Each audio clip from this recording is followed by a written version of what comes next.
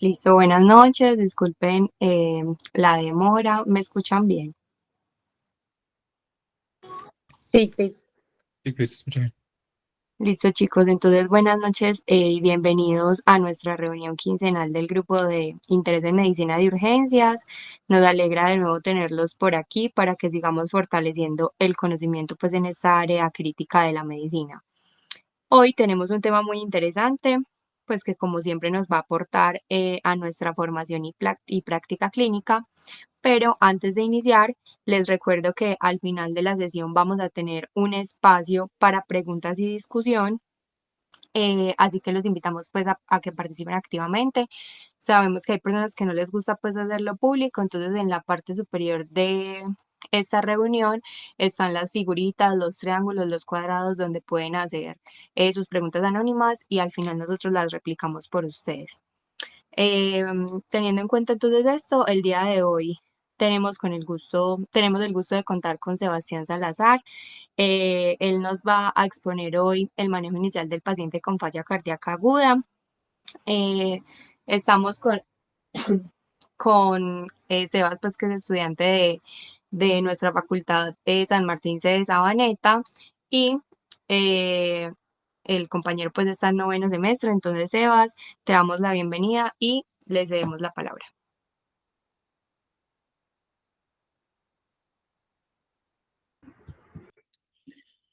Bueno, Cris, muchas gracias. Buenas noches para todos. Como ya Cris me presentó, mi nombre es Sebastián Salazar y la idea es hablar hoy un poquito de la falla cardíaca aguda. Entonces, pues, Cris, comenzamos. Dale, Sebas. Sí, comencemos. Listo. Bueno, entonces para empezar con esta charla, entonces miremos más o menos de qué temas vamos a hablar. La idea es empezar desde una introducción a la insuficiencia cardíaca o a la falla cardíaca, hablar un poquito de epidemiología a nivel general, de su fisiopatología. Vamos a desglosar un poco de signos y síntomas y cómo esto nos puede llevar a una sospecha diagnóstica. El diagnóstico, lo más importante pues de esta charla para mí, que es el tratamiento, y un resumen breve para saber cuáles son las intervenciones más importantes y qué es lo que nos debemos llevar de esta charla.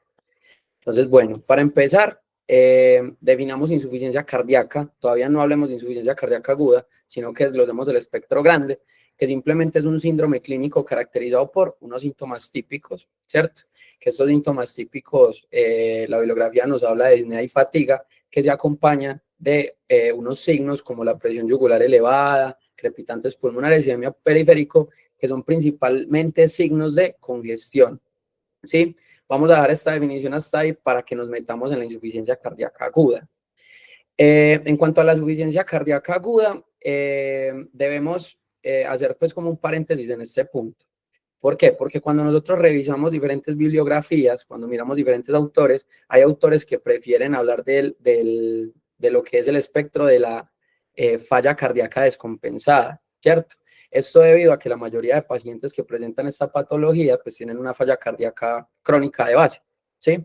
Sin embargo, a lo menos la guía de la Sociedad Europea de Cardiología del 2021 y guías más recientes, la guía de actualización del 2023, mantiene todavía lo que se conoce como el espectro de la insuficiencia cardíaca aguda.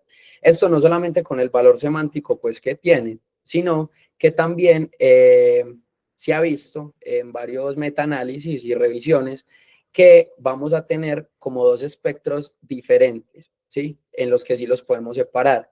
Incluso se ha visto que por lo menos los pacientes que debutan con una insuficiencia cardíaca aguda, esos pacientes van a tener mayor mortalidad en cuanto estamos hablando del cuadro agudo en el servicio de urgencias, cuando lo tenemos en el nivel intrahospitalario, ¿sí?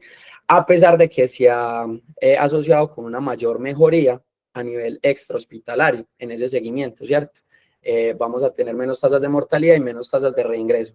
Sin embargo, ahí es donde separamos la falla descompensada, porque cuando nuestro paciente tiene una falla de base, ¿sí?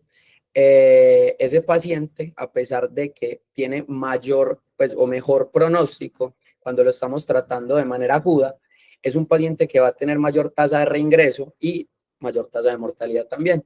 Entonces, por eso quería hacer pues como esta acotación. Sin embargo, los podemos envolver dentro del mismo espectro, que es básicamente la aparición rápida o gradual de esos signos y síntomas de insuficiencia cardíaca que ya mencionamos, que sería lo principal, que serían la disnea y sus derivados, ¿cierto? Entonces acá podemos hablar de disnea paroxística nocturna, de ortopnea y sobre todo esa fatiga que le genera a los pacientes, asociándolo a unos signos de sobrecarga de volumen o de congestión que van a ser como crepitantes, otros que ya mencionamos, ¿sí?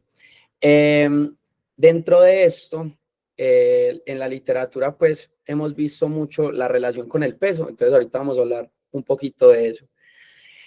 Además de esto, muchas bibliografías describen que no es como suficiente hablar de esta definición para nosotros decir que es una insuficiencia cardíaca aguda, ¿cierto? Entonces ellos hablan mucho de los diagnósticos paraclínicos también, ¿sí? Eso ya lo vamos a hablar, pero básicamente nosotros vamos a tener una asociación de ambas, ¿listo? Para hablar un poquito pues de la epidemiología, debemos recordar, ¿sí?, que es la principal causa de hospitalización en mayores de 65 años y se asocia a tasas de muerte y de reingreso hospitalario elevadas, sobre todo lo que yo les venía diciendo, cuando tenemos una falla cardíaca crónica de base que se descompensa. La mortalidad hospitalaria en pacientes con una insuficiencia cardíaca aguda varía entre el 4 y el 10%, y la mortalidad al año después del alta está entre un 25 y un 30%. Y vamos a tener un reingreso de un 45%. Esto sobre todo en pacientes con una falla cardíaca crónica de base. Entonces, vámonos un poquito a la fisiopatología, ¿cierto? Entonces, esa fisiopatología parte de un problema principal, que es esta remodelación o remodelamiento cardíaco. Esto se debe normalmente a unas noxas que generan cronicidad en el paciente. ¿Cuáles noxas pueden ser? La hipertensión arterial crónica, pacientes que tienen antecedentes de síndrome coronario agudo, ¿sí? Esos pacientes van a generar hipertrofia a nivel cardíaco, sobre todo hipertrofia del ventrículo izquierdo, ¿sí? Cuando hablamos de que se dan esos efectos de remodelamiento, nosotros al tener esos cambios estructurales, principalmente en el corazón, vamos a tener unos cambios fisiológicos también, debido a que se reduce la entrega de oxígeno a ese tejido cardíaco e incluso se puede ver afectación de ese sistema periférico también. Eso lleva a que nosotros tengamos cambios en nuestros vasoreceptores, un cambio muy importante a nivel óptico, y además que nosotros hagamos la activación de unos sistemas compensatorios, como son el sistema renina-angiotensina-aldosterona por este lado, y como es el sistema nervioso simpático, ¿cierto? Esto me va a terminar generando la fisiopatología ya conocida y los signos específicos de la insuficiencia cardíaca, tanto aguda como crónica, ¿sí? Entonces, ¿qué se caracterizan por? Al activar el sistema renina-angiotensina-aldosterona, nosotros vamos a tener entonces más retención de sodio y agua, y esto me va a aumentar las presiones de llenado cardíaco porque vamos a tener una congestión. Esa es la primera parte de lo que tenemos. Y además vamos a tener una vasoconstricción mediada también por esa activación del sistema nervioso simpático. Todo esto entonces me va a terminar generando lo que ya sabemos que es el principal motivo de consulta o el principal padecimiento de estos pacientes con insuficiencia cardíaca, en este caso aguda, que va a ser todos esos signos y síntomas relacionados con la congestión. Entonces, para el diagnóstico de esta patología, entonces yo debo realizar un enfoque correcto, ¿cierto? Este enfoque parte de yo realizar una anamnesis completa, ¿cierto?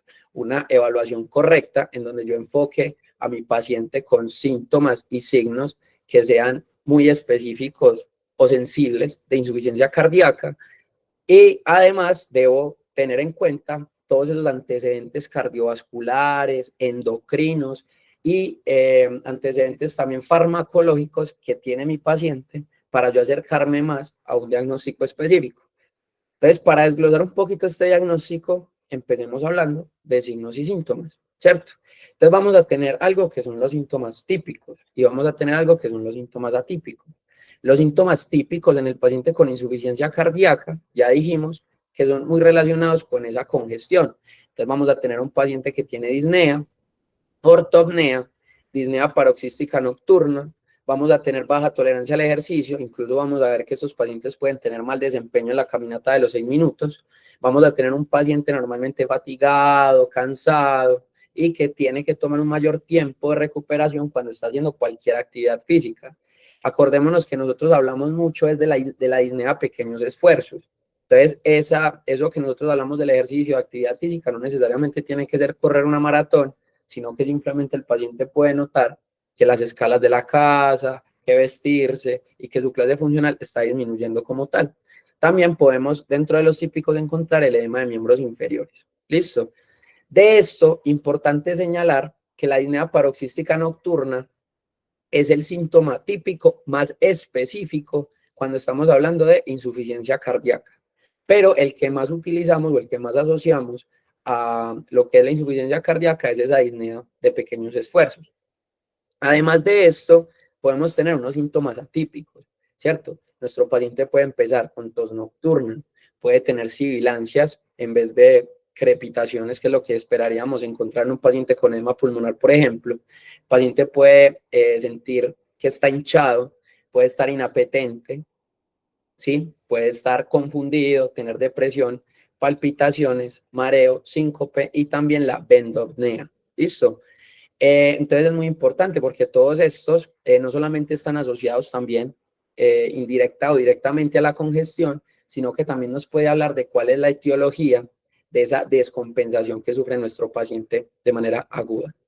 Y en los signos, pues para hablar otra vez de congestión, los más específicos van a ser entonces la presión venosa yugular elevada, esto acompañado entonces de un reflujo hepatoyugular, y el signo más específico va a ser el hallazgo de un S3, listo, de un tercer ruido de la auscultación cardíaca.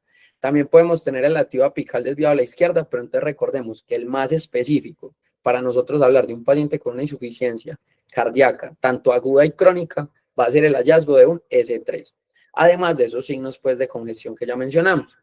Otros más inespecíficos es la ganancia de peso o pérdida de peso, la caquexia, soplo cardíaco, edemas periféricos, crepitos pulmonares, entrada de aire disminuida y matidez a la percusión en las bases, taquicardia, pulsos irregulares, taquipnea, respiración de Cheyne-Stokes, hepatomegalia, ascitis, extremidades frías o liguria y presión de pulso reducida. Dentro de estos signos, y traje a colación esta imagen, me gustó mucho, en las literaturas, sobre todo antes del 2021 que salió la última guía, se tenía en consideración el peso como un hallazgo muy importante para hablar no solamente en un paciente que vamos a hacer un diagnóstico de primera vez de una insuficiencia cardíaca crónica, sino también en el paciente con una descompensación aguda.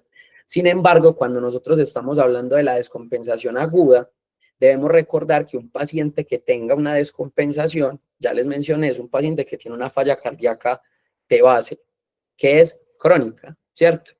Y estos pacientes, cuando tienen una falla cardíaca de este tipo, también podemos encontrar pacientes muy caquéticos.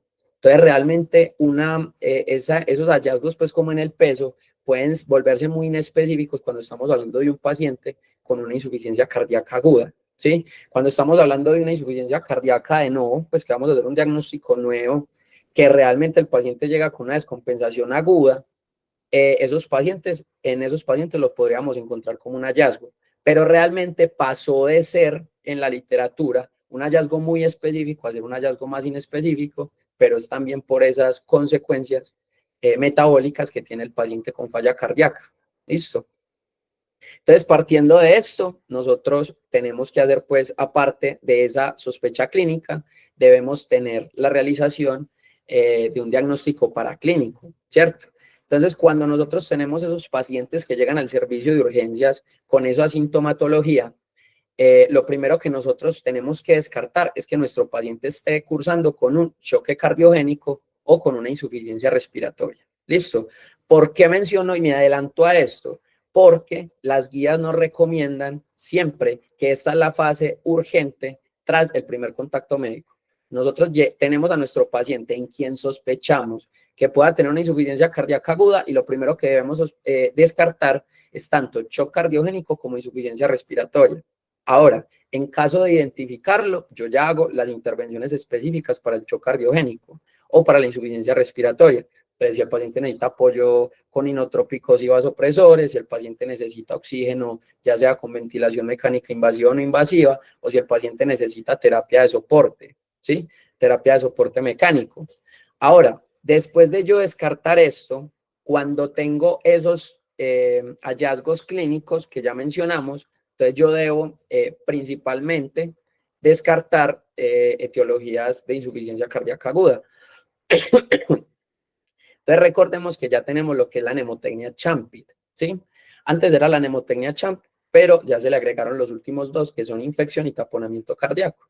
Entonces, a esos pacientes debemos descartarle que tengan un síndrome coronario agudo, que estén cursando con una emergencia hipertensiva, que tengan arritmias potencialmente mortales, que tengan una insuficiencia cardíaca aguda por una causa mecánica, como algo valvular, por ejemplo, que tengan una embolia pulmonar, un TEP. Esto sobre todo lo vamos a sospechar en pacientes con el espectro de falla cardíaca derecha aislada, que ya lo vamos a mencionar, que el paciente tenga una infección o que el paciente tenga un taponamiento cardíaco. Menciono esto porque acá va a estar dirigida todo ese diagnóstico paraclínico, pero tiene que estar sustentado por una sospecha clínica de base. ¿Listo? Que aparte de esa sintomatología que tenemos, nosotros sospechemos, es que mi paciente tiene un dolor torácico, o es que mi paciente tiene una cefalea que se asocia a fosfenos, autopsias, todas esas cosas me pueden indicar y llevar a yo qué sospecha clínica tengo, además de la insuficiencia cardíaca aguda. ¿Listo? En caso de yo identificar una de estas, esto se conoce como falla inmediata, que es entre los primeros 60 a 120 minutos de manejo del paciente, yo debo instaurar un tratamiento específico inmediato.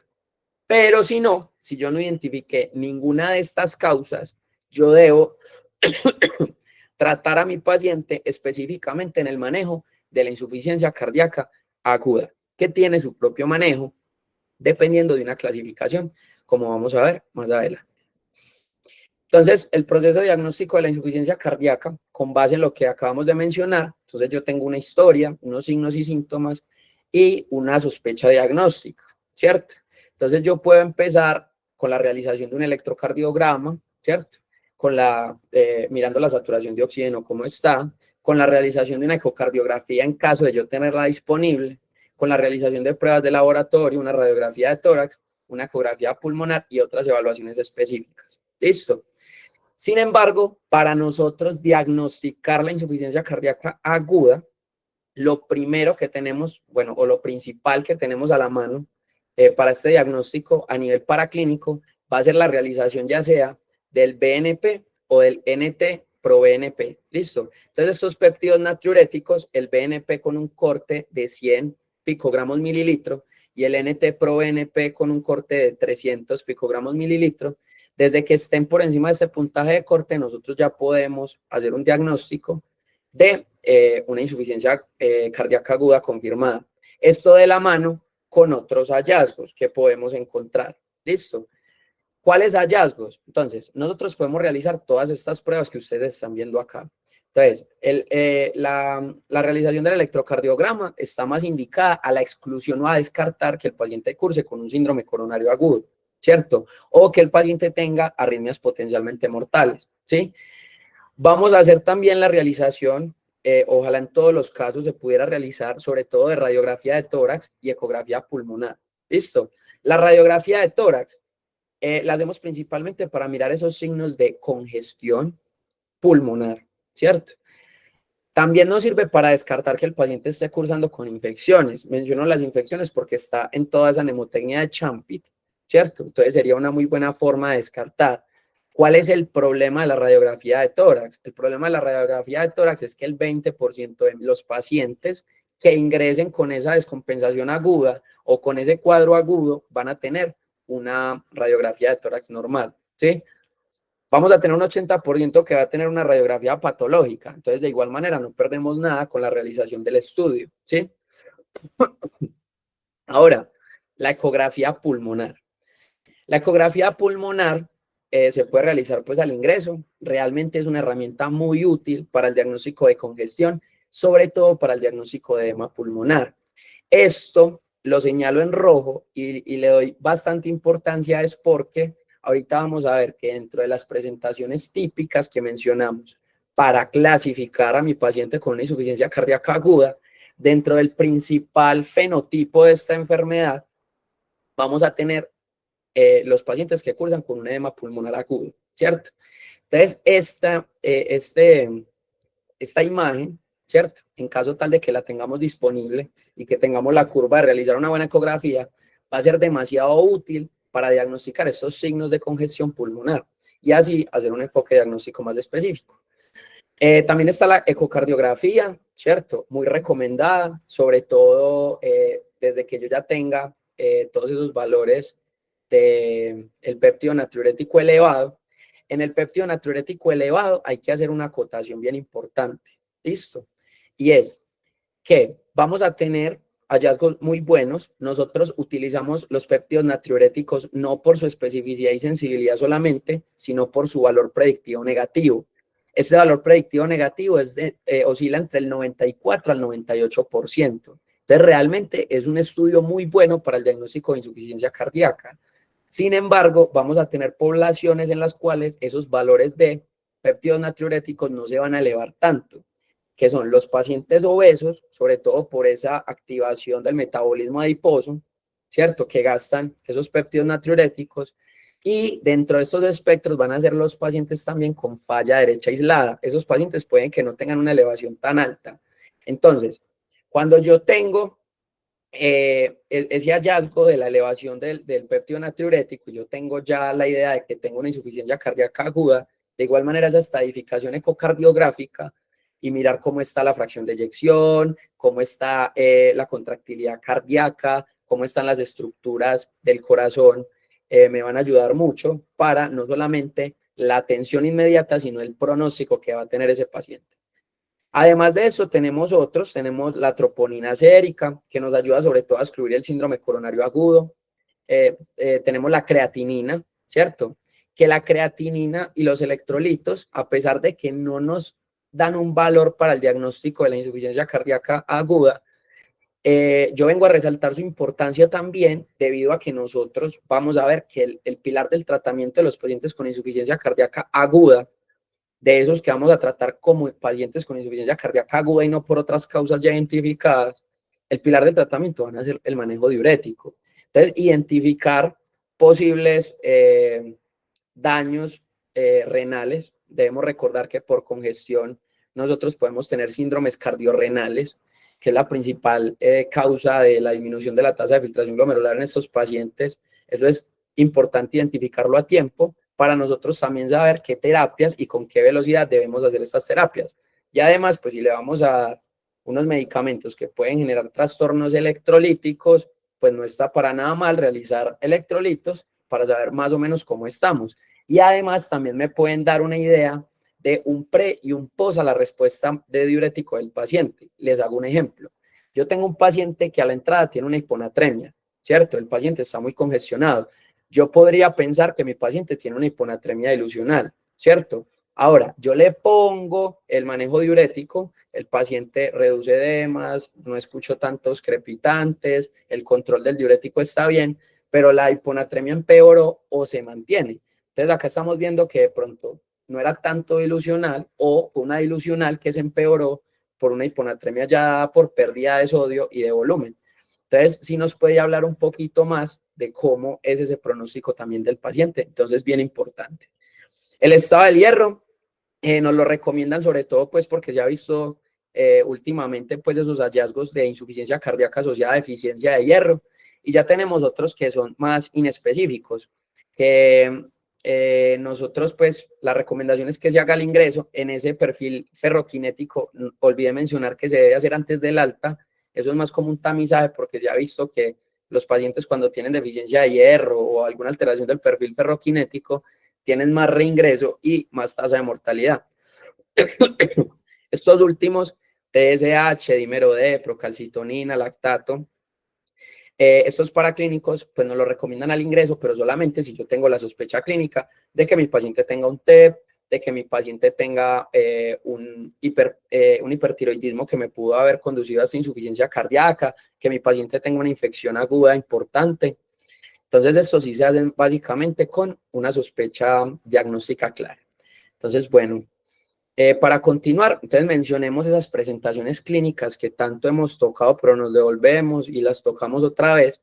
Entonces, simplemente nosotros cuando hablamos de insuficiencia cardíaca, de falla cardíaca, el espectro grande, recordamos la clasificación de Stevenson, que tenemos una clasificación de Stevenson A, Stevenson B, Stevenson C, Stevenson D.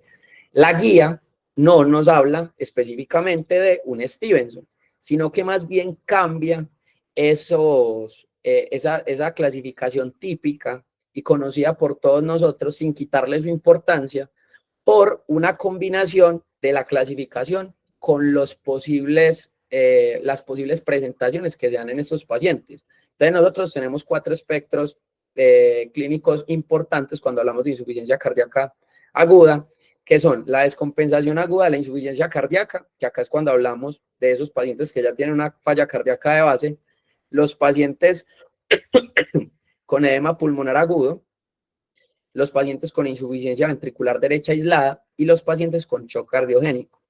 Ya hemos mencionado algunos de estos, ya hablamos de que el edema pulmonar agudo, los pacientes que se presentan con estos hallazgos son los pacientes más comunes que vamos a tener en el servicio de urgencias. Y podemos desglosarlos según mecanismos, causas, presentaciones, alteraciones hemodinámicas, las presentaciones clínicas con esa clasificación de Stevenson que ya vamos a ver y cuáles son los tratamientos principales para cada uno. Entonces, para empezar con la descompensación aguda de la insuficiencia cardíaca, entonces, normalmente, devolvámonos a la fisiopatología. Dijimos que había una disfunción del ventrículo izquierdo. Ya sabemos que hay una activación del eje renina-angiotensina-aldosterona, por otro lado, una activación del sistema nervioso simpático, y dado a esto, se da entonces una retención renal de sodio y agua, ¿cierto? Entonces, ¿cuál es la causa principal de los síntomas? Acumulación de fluidos que me aumenta la presión intravascular, ¿sí? Aumentándome además las presiones de llenado. Esto normalmente no se instaura de manera tan aguda, estos pacientes van presentando una descompensación gradual, ¿sí? Y además al tener esos hallazgos de una falla cardíaca de base, estos pacientes son más tolerantes a esos edemas, a veces a esa fatiga, entonces a esos pacientes se les va instaurando esa disnea de esfuerzos, esa fatiga de a poquito, esos edemas, pero como muchas veces los pacientes ya tienen una terapia farmacológica óptima, entonces los pacientes tienen un cuadro un poquito más larvado, ¿cierto? Dentro de las presentaciones, alteraciones hemodinámicas, tenemos presión telediastólica del ventrículo izquierdo aumentada, gasto cardíaco bajo, sin alteraciones o con alteración de la presión arterial sistólica, pero realmente nos vamos a basar en esto para el tratamiento. ¿En qué nos vamos a basar? En que normalmente yo puedo tener un paciente húmedo y caliente y seco y frío. ¿Por qué menciono esto? Porque entonces cuando yo hablo de humedad, ¿sí? Cuando hablo de que mi paciente está húmedo y cuando está caliente, yo debo separar 2 espectros, ¿sí? Esos 2 espectros en la insuficiencia cardíaca son los que me van a mí a guiar cuál va a ser el manejo específico de ese paciente con insuficiencia cardíaca. Entonces, si yo tengo un paciente húmedo, es porque es un paciente que tiene congestión, ¿sí?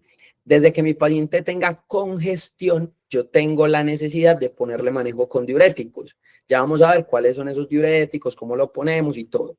Y cuando yo hablo de que mi paciente está caliente o frío, es cuando yo veo esos signos de hipoperfusión. Debemos recordar que no es lo mismo hipotensión que hipoperfusión. Es bien importante nosotros ver cuáles son los verdaderos signos de hipoperfusión, mirar cómo está el llenado capilar, mirar también cómo está la saturación de oxígeno y mirar cómo están los órganos en general, hacer un paneo. Por ejemplo, lo que estábamos hablando ahorita de este síndrome cardiorrenal, que cuando nosotros vemos que se está elevando la tasa de filtración, debemos pensar más que todo en una hipoperfusión dada por la congestión que hay. ¿Listo? Entonces, dependiendo de lo que tenga mi paciente, si mi paciente está húmedo y caliente, yo le pongo manejo diurético y no hay necesidad de ponerle inotrópicos o vasopresores. Ahora, desde que mi paciente esté frío, yo estoy hablando de que mi paciente está hipoperfundido y ahí voy a evaluar la necesidad de poner inotrópicos y vasopresores. Pero ahorita vamos a hablar un poquito más a fondo de esto. En cuanto al edema pulmonar agudo, esos pacientes son pacientes que tienen la poscarga aumentada, ¿sí? Tienen una disfunción diastólica del ventrículo izquierdo. Y además, entonces vamos a tener una redistribución de fluidos a pulmones lo que me va a dar una presentación de una insuficiencia respiratoria aguda. La presentación de estos pacientes es más rápida, no es un cuadro tan larvado, ¿sí? También vamos a tener alteraciones de la presión telediastólica del ventrículo izquierdo. Normalmente estos pacientes tienen gasto cardíaco normal y una presión arterial sistólica normal a alta. ¿Listo?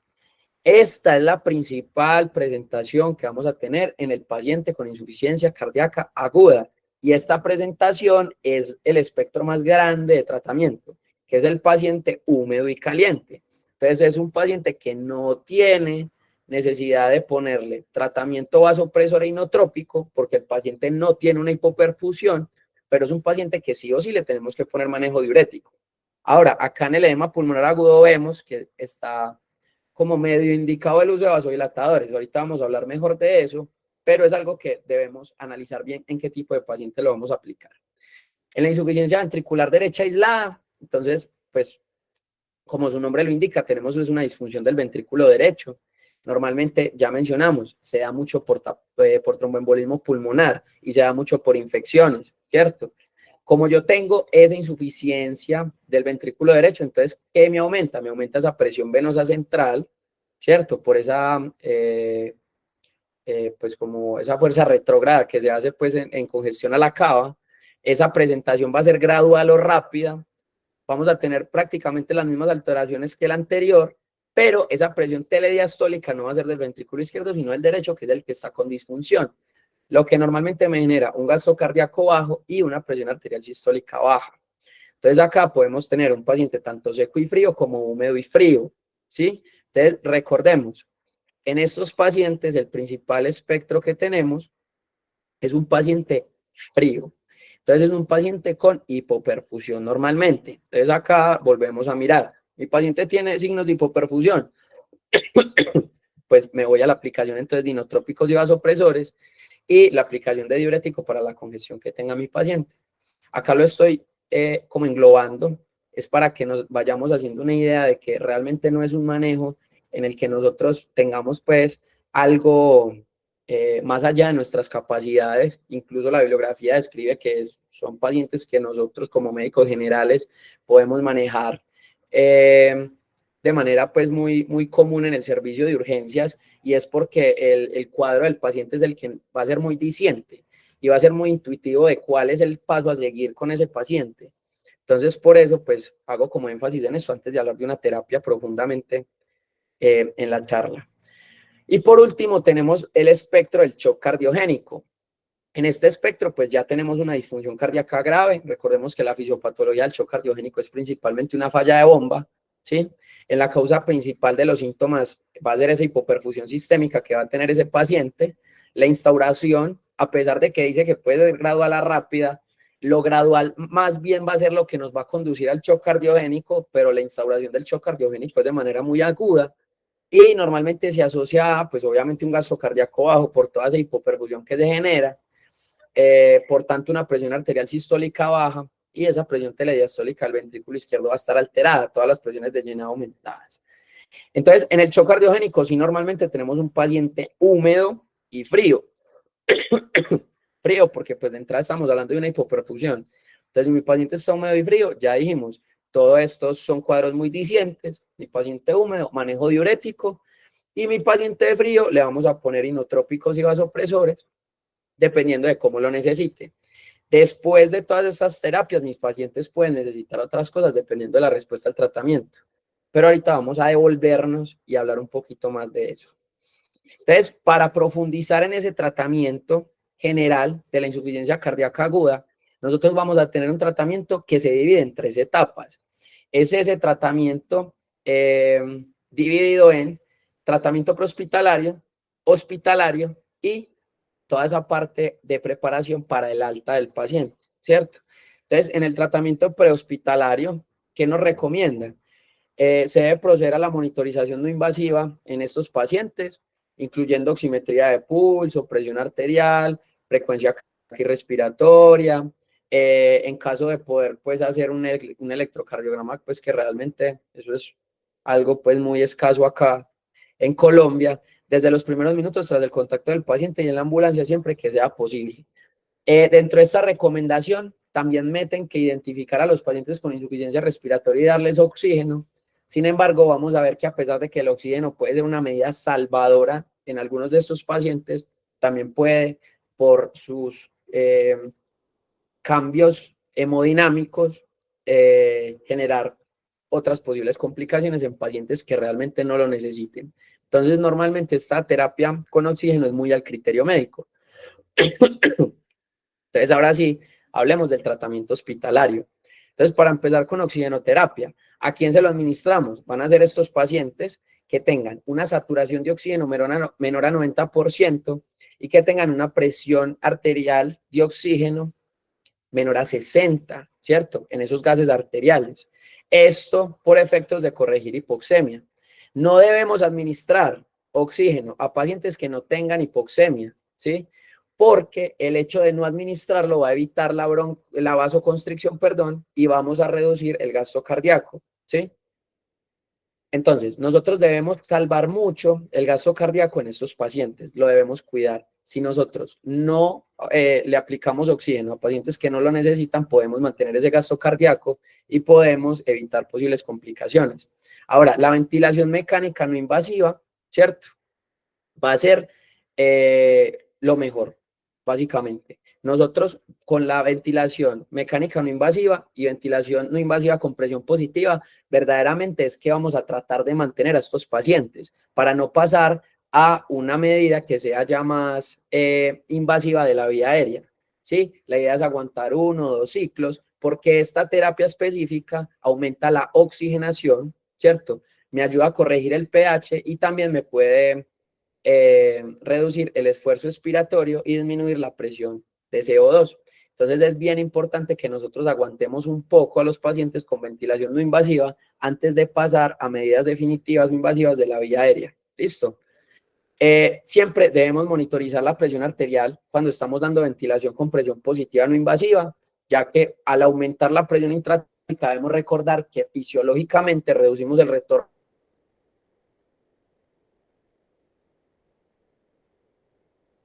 y podemos desencadenar una caída del gasto cardíaco y complicamos a estos pacientes. También puede reducir entonces el gasto cardíaco, como lo estamos mencionando, la presión arterial también, por lo que se debe aplicar con precaución en pacientes que tengan hipotensión ya de base y poca precarga, que ya la hayamos identificado. Normalmente sea por las variables clínicas o en lo posible cuando se hace la realización de una ecocardiografía. Ahora, el pilar del tratamiento, los diuréticos. Entonces, es la piedra angular del tratamiento. Está indicado en todos los pacientes con sobrecarga. ¿Listo? Y debemos recordar que pues esos pacientes con congestión y sobrecarga son la mayoría de los pacientes con insuficiencia cardíaca aguda o insuficiencia cardíaca descompensada. ¿Sí? Cuando hablamos de diuréticos, la primera línea de tratamiento van a ser esos diuréticos de ASA, ¿sí? Estos van a ser porque, primero, tienen una acción rápida y son muy eficaces para bajar todo ese volumen, ¿sí? Eso está más relacionado pues con su mecanismo de acción.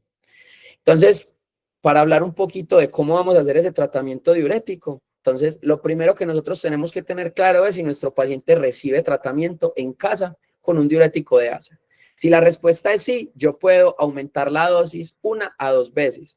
Ahora, si mi paciente tiene una falla cardíaca descompensada, tiene muchos signos de congestión, yo podría aumentar incluso la dosis hasta 2.5 veces según algunas literaturas. ¿Cuál es el riesgo? Que normalmente se puede producir una lesión renal aguda cuando nosotros hacemos este tipo de intervenciones. Entonces, esto hay que tomarlo con bastante cuidado. Pero lo que se ha visto en algunos metaanálisis y revisiones es que esos pacientes que se les aumenta la dosis de diurético de ASA, por decir una furosemida, por encima de 2 veces la dosis diaria que se toma el paciente, cuando desarrollan esa lesión renal aguda, es una lesión renal aguda que corrige posterior a la estabilización del paciente con ese conteo negativo de líquidos. ¿Listo? Entonces, digamos que lo podemos considerar, pero lo más seguro es dar dosis entre 1 a 2 veces la oral diaria que toma nuestro paciente en casa.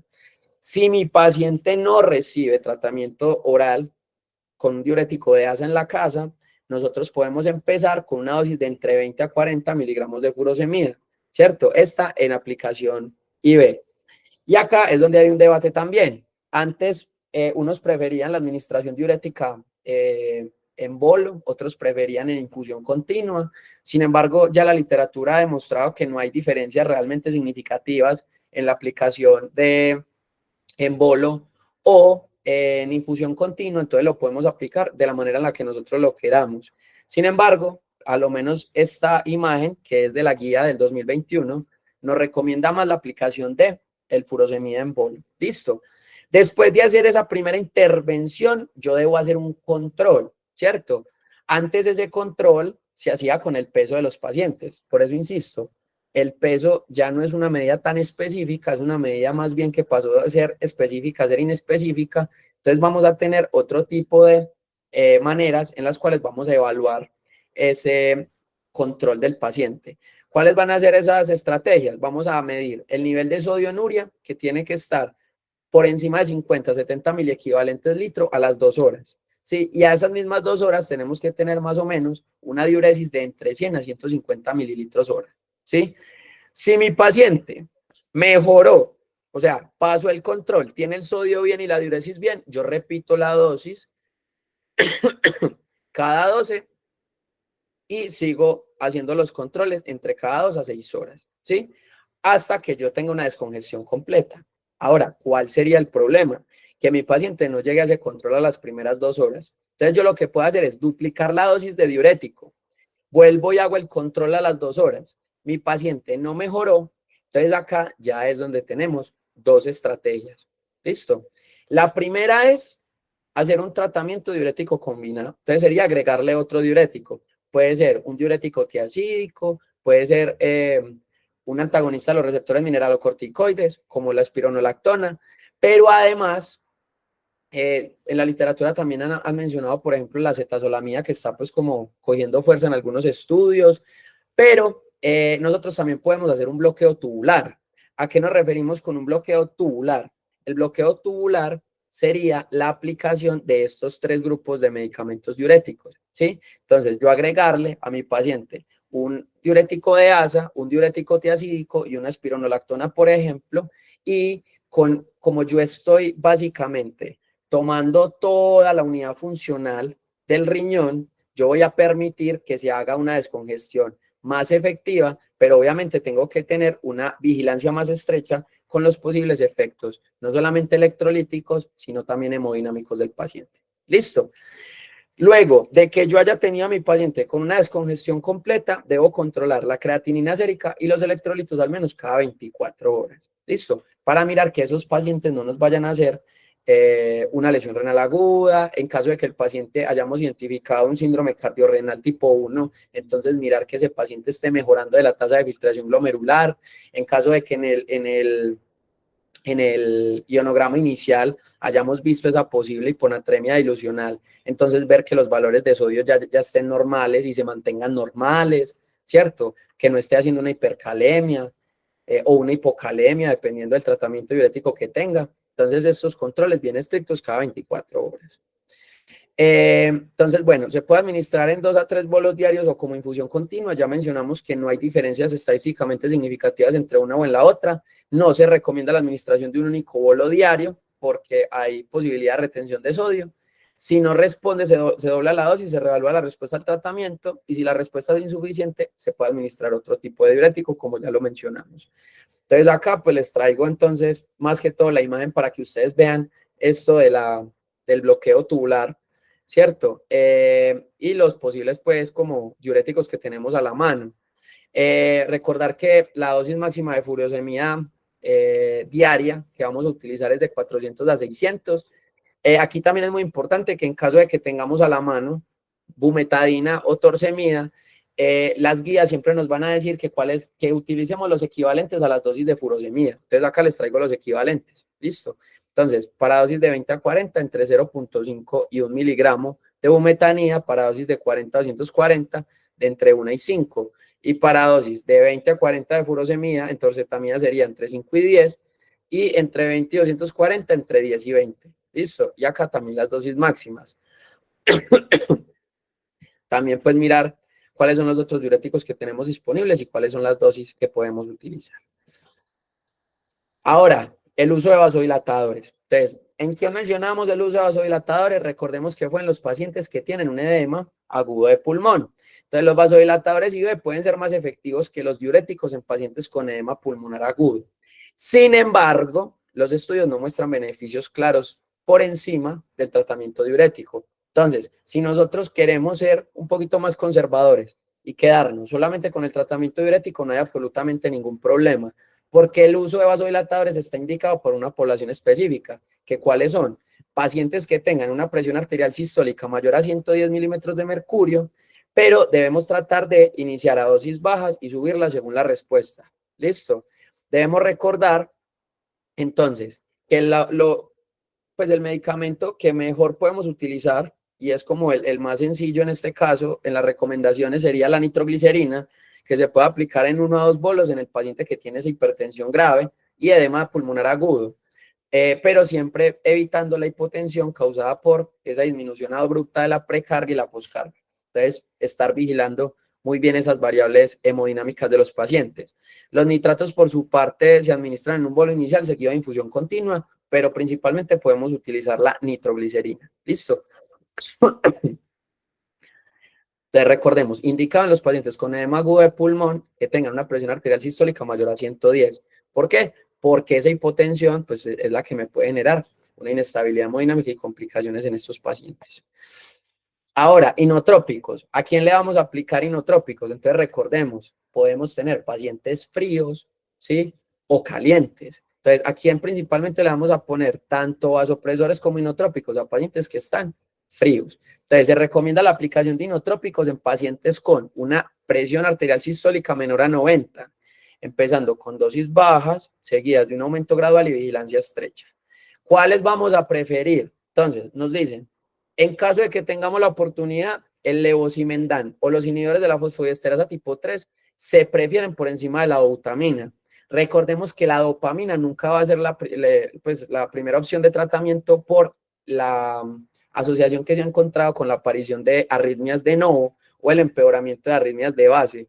Entonces, normalmente, en caso de no tener levosimendan o inhibidores de la fosfodiesterasa tipo 3, vamos a iniciar con dobutamina, ¿cierto?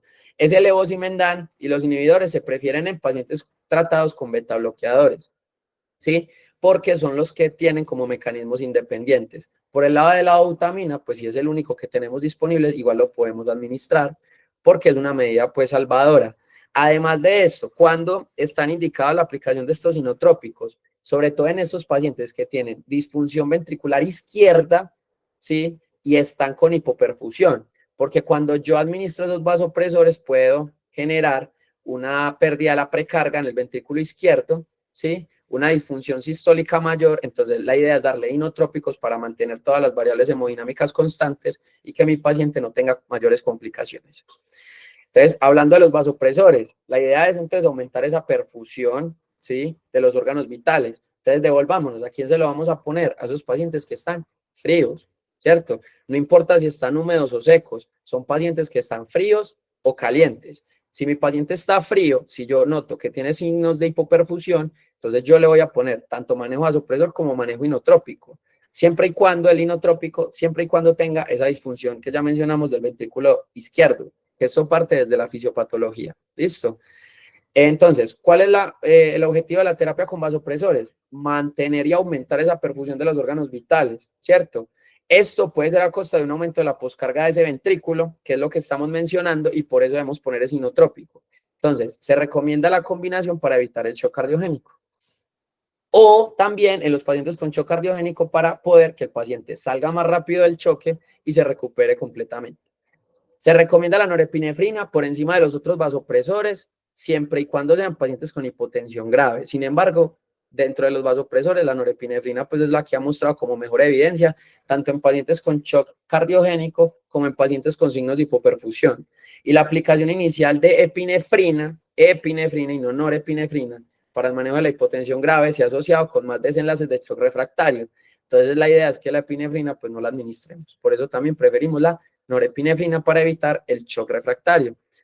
En cuanto a la sedación, Entonces, estas otras terapias las traigo a colación primero por dos cosas. Uno, cuando nosotros revisamos la bibliografía, nosotros vemos que a los pacientes o en los estudios se ha visto la necesidad de o no ponerle opioides a los pacientes. Esto más que todo en cuestión de calmar esa disnea que tienen los pacientes. Sin embargo, cuando nosotros hablamos de la sedación fuera de la disnea, hemos visto que esos pacientes con opioides tienen peores desenlaces, ¿sí? Acaban más pacientes en UCI, son pacientes que tienen mayor reingreso hospitalario, son pacientes que tienen mayor mortalidad o que tienen mayor tasa de complicaciones. Entonces, la idea es que no sea realmente una medida que se hagan todos los pacientes, ¿cierto? No lo descartan, pero tampoco le da el mayor beneficio porque el riesgo es muy alto. Ahora, si mi paciente está muy abrumado y yo quiero hacer sedación, por ejemplo, para la ventilación, si quiero hacer manejo avanzado de la vía aérea, se recomienda siempre iniciar con benzodiazepinas, ¿sí? Porque me va a generar una estabilidad más alta en estos pacientes. Y como les digo, no se recomienda realmente la sedación con opioides por esas tasas de complicaciones altas que ya vimos. En cuanto a la digoxina, considere la administración de bolos de 0.25 a 0 miligramos en pacientes que tengan fibrilación auricular con frecuencia ventricular mayor a 110 latidos por minuto, de una frecuencia ventricular rápida, ¿sí?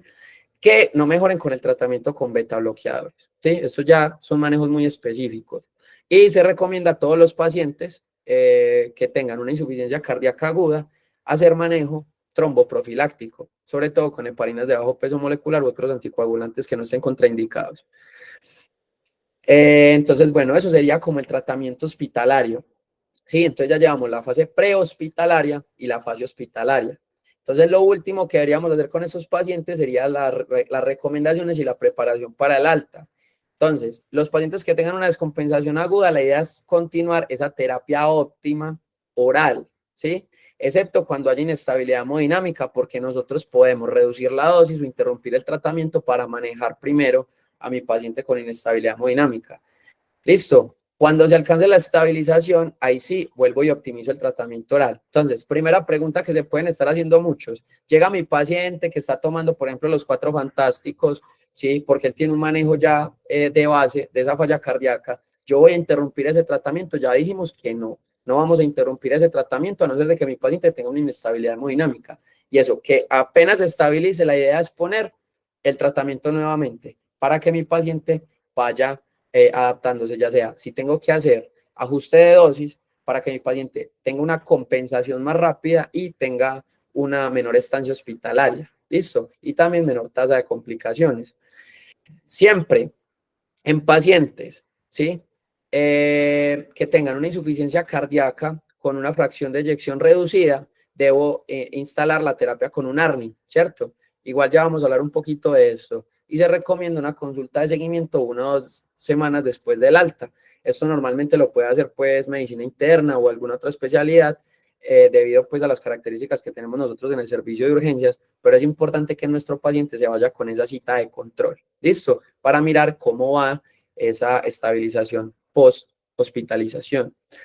Y para terminar, entonces les quería traer esta imagen que a pesar de que no nos compete tanto, porque nosotros realmente pues estamos en esta charla hablando del manejo inicial del paciente con insuficiencia cardíaca aguda, es bien importante saber yo qué intervenciones debo hacer en mi paciente para que él se vaya tranquilo para su casa con una mejoría y una estabilidad importante. Entonces, lo primero, ya mencionamos, el paciente debe continuar con su terapia óptima. ¿Listo? En caso de que mi paciente no tenga, por ejemplo, en este momento que tiene tanta fuerza la terapia con los 4 fantásticos, yo debo instaurarle la terapia lo antes posible también. ¿Sí? Entonces, por ejemplo, el beta bloqueador continúa en la hospitalización siempre y cuando mi paciente no tenga inestabilidad hemodinámica, ¿cierto? Que no tenga hipoperfusión, que no tenga choque cardiogénico, que no tenga uso pues de vasopresores con mecanismos de acción concomitantes, porque pues si nosotros vamos a buscar estimular esos receptores beta adrenérgicos, pues darle un beta bloqueador no va a ser la mejor opción. Entonces, esos pacientes con esas indicaciones específicas son los que yo les voy a quitar la terapia con beta bloqueador dentro de esa estabilización, pero posterior al alta, el paciente tiene que quedar igual con el beta bloqueador y posterior a la estabilización. Ahora, cuando hablamos de la terapia con ARNI, con ARA2 o IECAS, mi paciente la debe tener también, debe continuar. Sin embargo, vamos un poquito relacionado a lo mismo. Si mi paciente tiene inestabilidad hemodinámica, si tiene una disfunción renal importante, o si mi paciente está haciendo alergia, por ejemplo, angioedema en el caso de los IECAS o ARA2, yo lo suspendo, ¿sí? Porque no me sirve de nada, por ejemplo, que mi paciente haga una afilaxia dada por medicamentos en la hospitalización aguda, sabiendo que puedo tener un choque cardiogénico fácilmente y muchas cosas. Y además, la recomendación que nos dan es que todo paciente que esté con IECAS o ARA2, ponerle el ARNI, ¿cierto? Tenga o no tenga una FEBI reducida. La idea es que el paciente se vaya con un sacubitril valsartán, pero recordar que si el paciente venía con IECAS, debemos hacer un washout, una transición de 36 horas entre IECA y ARNI para que el paciente no nos vaya a hacer una hipercalemia. ¿Listo? Entonces, por este lado, estas dos intervenciones es importante tenerlas en cuenta. Cuando hablamos pues de la espironolactona, principalmente lo mismo, pacientes que tengan inestabilidad hemodinámica, que tengan una disfunción renal importante o una hipercalemia, son los pacientes en los que los vamos a descontinuar. Lo descontinuamos mientras hacemos la estabilización. Y acá falta una intervención dentro de los 4 fantásticos que ustedes dirán, ve, hay tres fantásticos, faltaría los SGLT2. ¿Cuál es el problema con los SGLT2? Pues bueno, los SGLT2 tampoco deberían suspenderse, ¿cierto? A no ser de que veamos lo mismo, que el paciente tenga una intolerancia hemodinámica, perdón, una inestabilidad hemodinámica, que mi paciente tenga alguna interacción medicamentosa o que mi paciente pues tenga alguna complicación asociada al medicamento. Pero la pregunta verdadera es, en caso de que yo lo suspenda o en caso de que mi paciente no lo tenga, ¿yo cuándo se lo pongo? No se ha visto la necesidad de poner el SGLT2 inmediatamente post la estabilización del paciente. Y precisamente es por lo que no está en esta imagen, ¿cierto? Sin embargo, lo que a pesar de que la evidencia no es muy clara, lo que se recomienda es que yo lo puedo suspender, idealmente para tener la terapia médica óptima del paciente y garantizar que mi paciente tenga menos ingreso a UCI, menos reingreso, menos complicaciones, ponerlo después de la estabilización. Pero lo ideal sería ponerlo antes del alta, con que mi paciente reingrese o reinicie, mejor dicho, la terapia con SGLT2 antes del alta, yo ya me puedo dar por bien servido. Pero estas 3 terapias indispensablemente se tienen que mantener mientras yo estoy haciendo pues el ejercicio con estos pacientes. Y bueno, eso sería todo por la charla de hoy. Acá les comparto un poquito entonces en el resumen que la ecografía es el mejor método, además pues de la elevación de los péptidos natriuréticos, ¿cierto? Para llegar al diagnóstico de una insuficiencia cardíaca aguda. Recordar pues también el valor que tiene la radiografía, no nos podemos olvidar de la radiografía simplemente porque el 20% de los pacientes tendrán una radiografía de tórax normal.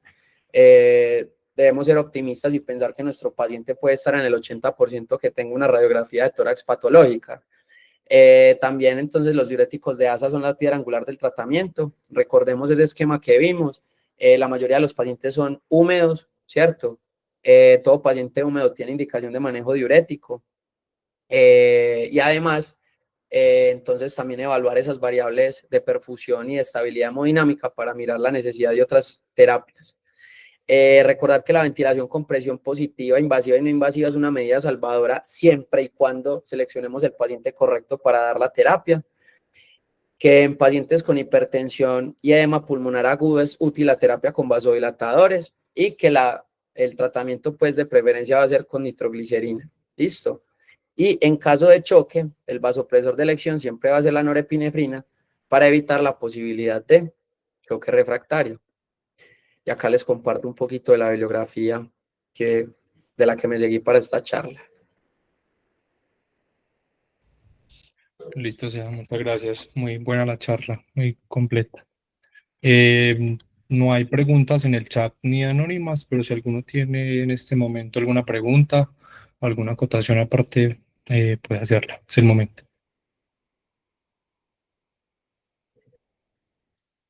Alejandro Mejía, dale. Parce, ¿qué más?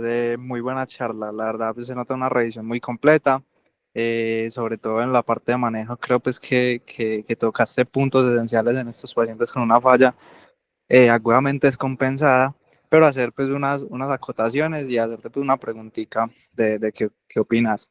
Eh, pues primero, digamos que lo que estás hablando de la furosemida, de lo de bolos versus infusión, pues eso nace del estudio Dose, donde ellos compararon eso y efectivamente vieron que no había ninguna diferencia. Sin embargo, es muy importante algo ahí, y es que los bolos en todos los estudios que se han hecho son cada 12 horas.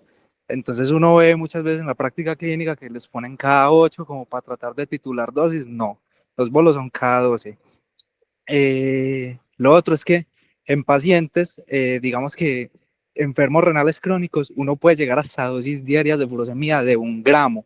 Solo pues que uno no se atreve a llegar hasta esas dosis y prefiere la combinación con otros diuréticos, como se ha visto pues con el estudio ADBOR, con acetazolamida, que ahí fue venoso. Nosotros no tenemos acetazolamida venosa, pero ha habido muy buenos resultados con la oral en nuestro medio, y uno lo ve mucho. Utilizar esa combinación de diuréticos tempranamente ayuda mucho a los pacientes.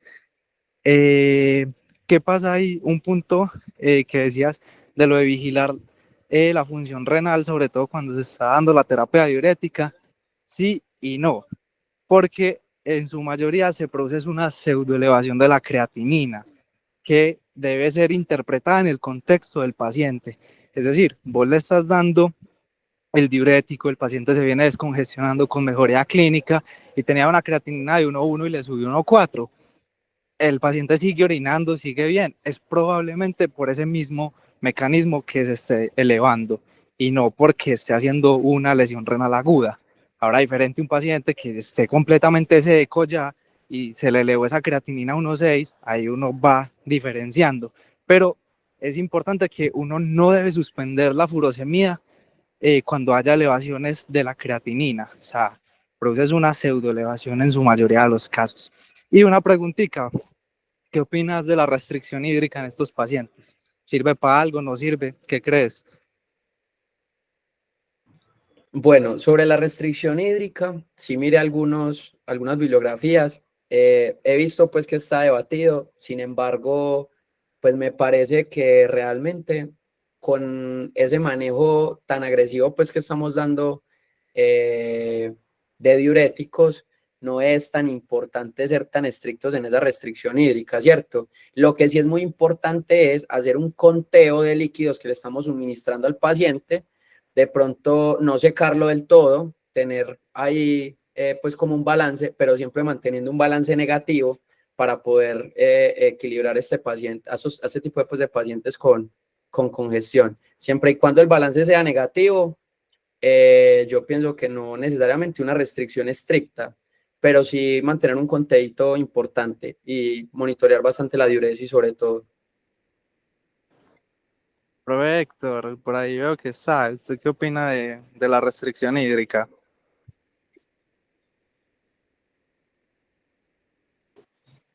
Hola, buenas noches, ahí me escuchan bien. Sí, Sí, profe. doctor. Sí, profe.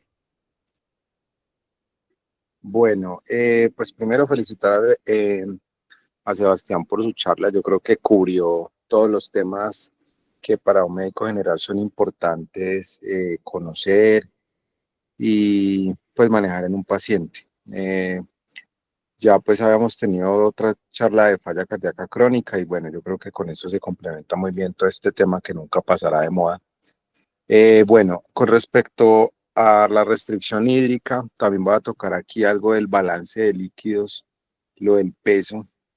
Es primero hacer una reflexión de que a veces los médicos, por inercia y porque así me lo enseñaron, siempre en nuestros planes colocamos balance de líquidos, ingresos y egresos, restricción hídrica, el peso diario, ¿cierto? Entonces se vuelven medidas que hay que tener cuidado con ellas porque ni siquiera a veces las usamos, ni siquiera revisamos los balances, ni siquiera revisamos la diuresis en medio de todo el ajetreo pues de pacientes y de medidas, y es un trabajo de enfermería que termina poniendo cargas al personal asistencial y que no se aprovechan. De hecho, hay pacientes que ya están, esa es una reflexión, si ya el paciente pues va bien, ya sabemos que logramos una resolución de su edema o de su redistribución, pues ya uno puede ir cesando estas medidas. Entonces es primero eso, no poner a trabajar pues por esto, sino utilizar las medidas. Yo creo que con las nuevas clasificaciones y con el concepto de redistribución, pues ahí yo creo que el concepto de restricción hídrica eh, cambia porque en principio se utilizaría en esos pacientes que tienen un exceso de líquido y no una redistribución, ¿cierto? Son medidas que se usan clásicamente y que se supone pues que en una mirada de sumas y restas en la falla cardíaca pues debería ayudar, ¿cierto? Pero pues nos hemos dado cuenta de muchas, de que estas medidas pues vamos viendo evidencia y pues van viendo si son útiles o no son útiles, como hablaba Sebastián del peso. Bueno, lo otro es una pregunta pues para Sebas, y es en qué momento podríamos pasar la furosemía pues venosa a oral, ¿cierto? Y qué creerían, esto ya es como abierto, incluyendo a Alejandro, del uso de furosemía muscular con pacientes en la parte ambulatoria, la pauta de furosemía, porque a veces esos pacientes, por no tomar bien el medicamento, entran en estados de congestión y por eso ingresan hospitalariamente, y pues puede ser una medida o darle pautas para saber usar la furosemida teniendo en cuenta su gran rango terapéutico. Me gustaría escuchar a Alejandro con lo de la restricción. ¿Qué opinión tienes? Y bueno, ahí dejo esas dos inquietudes. Si quieres yo contesto ahí rapidito eso de la restricción, que ya tengo que retirarme. Profe, pues se han hecho ya varios ensayos clínicos, hay una revisión de un metaanálisis reciente, creo que es del 2020, donde trataron de evaluar todas esas medidas que se tratan de hacer de restricción hídrica, restricción de sodio, y realmente eso demostró que no cambia ningún desenlace. O sea, eso lo único que hace es generarle sed al paciente. Entonces, no es el único estudio en el que ya se ha evidenciado, y es algo que se sigue haciendo muy común en la práctica clínica, que no, el paciente no puede tomar más de tanto en el día. Entonces, eso ya la evidencia ha sido más contundente en decir que realmente no es una medida que vaya a cambiar los desenlaces en el paciente y le genera es más algo incómodo durante la estancia hospitalaria, más allá que generarle un beneficio.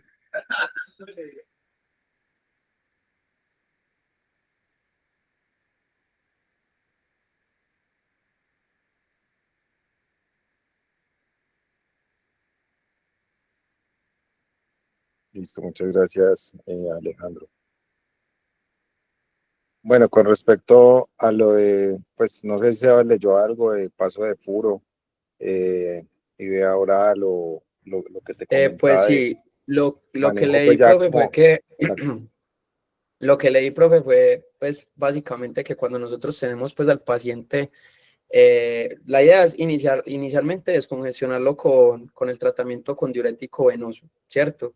Ya después de tener a ese paciente estable y descongestionado, la idea es optimizar la dosis, hacer el cambio a oral, principalmente con la dosis, la misma dosis que se empieza pues después del paso venoso, o sea, la misma dosis venosa, dársela oral, y de ahí hacer un desmonte progresivo a tolerancia pues de la aparición de nuevos signos de congestión en el paciente. Obviamente pues resaltando lo que ya mencionaste, que es hacer un buen control de diuresis, mantener realmente al paciente vigilado en cuestión de los balances de líquidos que tenga ese paciente. Eso fue lo que vi en las recomendaciones de algunas guías. Listo, muchas gracias. Sí, la idea es que le demos pautas a los pacientes sobre el uso del medicamento, que no tengan que esperar a veces que un médico le diga, no, aumente la dosis cuando ya está logrando ganar un balance pues positivo, cuando ya está haciendo congestión. Entonces, así como la insulina, como eh, la warfarina, hay pacientes que podrían, de acuerdo, obviamente depende del nivel educativo y todo esto, tener alguna influencia en alguna dosis y que pues ayuda. Entonces, es algún terreno un poco desconocido, pero que me parece que en la práctica clínica se vuelve importante para que se haga un buen uso del medicamento y se eviten reingresos hospitalarios. Listo, profe, muchas gracias por la acotación. No hay más preguntas.